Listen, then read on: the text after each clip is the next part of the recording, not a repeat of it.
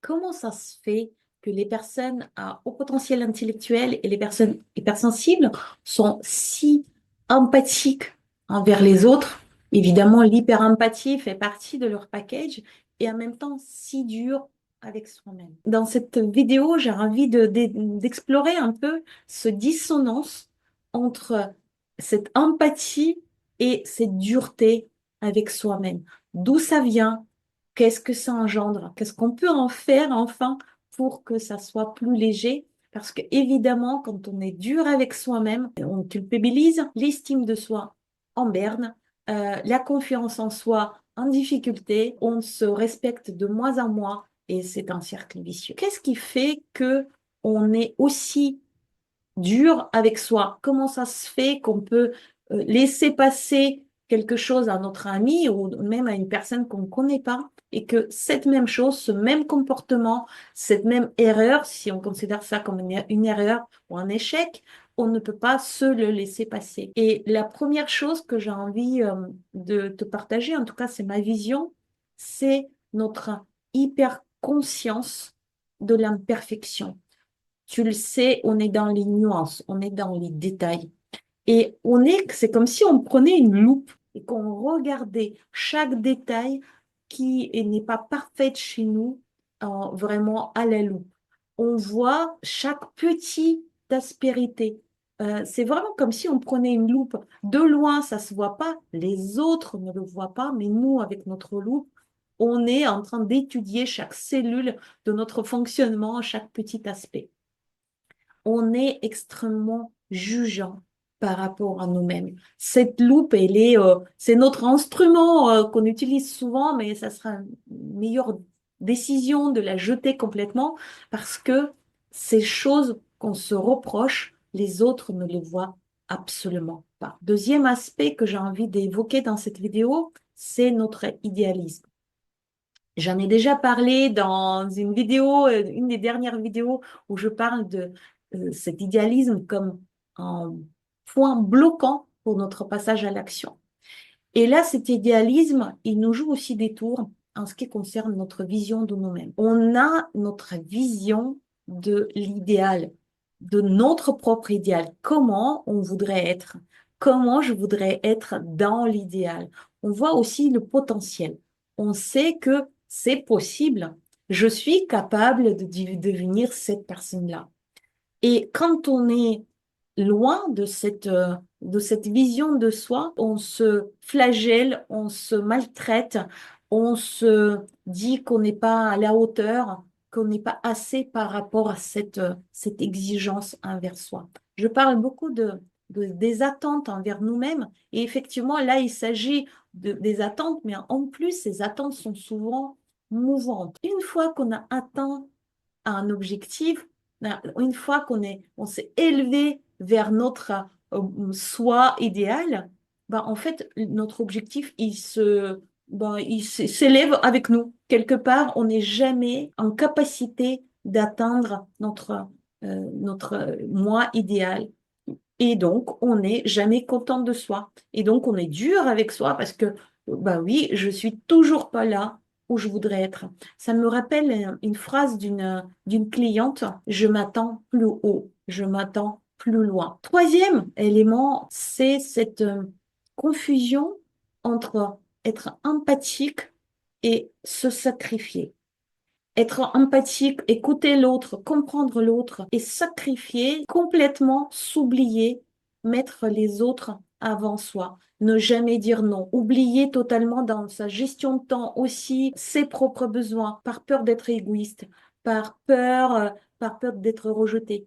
D'ailleurs, j'ai fait il n'y a pas si longtemps en live sur ce sujet qui est pourquoi c'est si difficile de tenir les engagements avec soi-même. Je te le conseille. Je pense que tu auras tes réponses. En tout cas, c'est une des raisons pour moi pourquoi on est aussi dur avec soi. Et enfin, on a aussi cette sensibilité aux critiques. J'en ai aussi parlé dans d'autres vidéos. Je te mettrai dans le descriptif ou quelque part là, tu trouveras un lien qui te mènera vers cette vidéo. On entend les critiques, on les vit émotionnellement de manière très intense et ensuite, on y croit.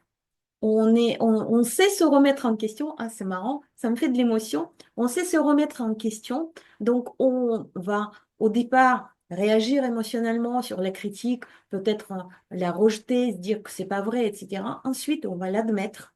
On va se remettre en question et se dire, et peut-être dans cette critique, il y a quelque chose de vrai. On va intérioriser les critiques et on va les utiliser pour se flageller soi-même quelque part avec les mots des autres. Qu'est-ce que ça nous amène? L'épuisement, la fatigue, le stress. Moi, c'est cette métaphore qui me vient très souvent quand je pense aux personnes hautement sensibles, une galère avec des galériens enchaînés. Et puis celui qui claque le fouet, là, je ne sais plus comment ça s'appelle, mais celui qui va gérer la cadence de cette galère. On est en même temps les galériens et puis on a ce maître de galère qui va nous envoyer le fouet pour dire t'es pas assez, allez, augmente la cadence, c'est pas normal que, etc., etc. Épuisement, fatigue, stress, procrastination, parce que quand on est dur avec soi-même, on n'a pas la dose de hormones. On n'a pas la chimie qui nous aide à passer à l'action. Là-dessus arrive notre cher syndrome de l'imposteur. Si tu connais pas encore ma vidéo d'ailleurs sur le syndrome de l'imposteur des personnes hautement sensibles et au potentiel, je te conseille de la regarder. On est incapable d'ailleurs de voir nos propres réussites. On est tellement dur avec soi que même quand les autres nous disent qu'on réussit, qu'on fait quelque chose très bien, nous, on ne le voit pas. C'est d'ailleurs un exercice extrêmement difficile pour mes clientes, de noter quotidiennement ses propres réussites. Quelles sont maintenant les solutions? Qu'est-ce qu'on peut faire? Comment on peut amener cette douceur? Première chose, c'est vraiment choper dans notre tête des phrases, des critiques, des choses maltraitantes, des choses désagréables que notre petite voix peut nous dire. Moi, je considère qu'à chaque fois, quand ma tête me critique, quand la petite voix me critique, c'est malveillant. Et je lui dis de se taire. Je lui dis que c'est pas comme ça qu'on va parler à notre ami, c'est pas comme ça que j'ai envie de me parler à moi-même. Je stoppe net cette façon de me parler à moi-même. On sait qu'on a une pensée à peu près toutes les 3 secondes de mémoire. Donc, on a énormément de pensées négatives par rapport à soi-même dans la journée. Si au moins on en chopait, allez, en tiers, au moins cinquième partie, 20%, ça sera déjà super pour diminuer cette pression qu'on se met à nous-mêmes. On peut s'autoriser le droit à l'erreur. C'est quelque chose qui est très difficile pour les personnes hautement sensibles et à haut potentiel, parce qu'on est perfectionniste. Et dans mon accompagnement alchimie de l'efficacité, on chemine et on expérimente les méthodes comme Agile ou Design Thinking, qui permet de, de faire des choses de manière progressive, fonctionner à l'amélioration continue. Si tu t'autorises de fonctionner de cette manière, tu verras que tu seras beaucoup moins dur avec toi. En tout cas, tu vas moins pointer les erreurs et les échecs. Tu peux aussi, et c'est important, d'apprendre à recevoir des autres, en commençant par des compléments. Autant tu as une énorme, des grands oreilles, grands ouverts quand on te dit des critiques, même si ça te fait mal, tu les écoutes. Autant quand on te dit des compléments, très souvent tu les rejettes. Tu dis, mais non, c'est pas à propos de moi, ils sont trompés, c'est pas vrai, et que sais-je encore. Donc à partir du moment où tu vas comprendre que accepter les compléments, c'est aussi être plus doux avec soi et que c'est pas parce qu'ils sont copains, copines avec toi qu'ils veulent te soutenir que ce qu'ils disent n'est pas vrai. Ça peut être, ils veulent te soutenir et ce qu'ils te disent, c'est vrai. C'est à partir de là où tu vas aussi accepter d'être plus douce ou plus doux avec toi-même. Évidemment, il y a ce challenge qui est encore le challenge des zèbres, de dire non pour se dire oui. Non, dire non, ce n'est pas égoïste. Dire non, c'est juste considérer qu'on a autant de droits d'être doux avec soi qu'on l'est avec les autres.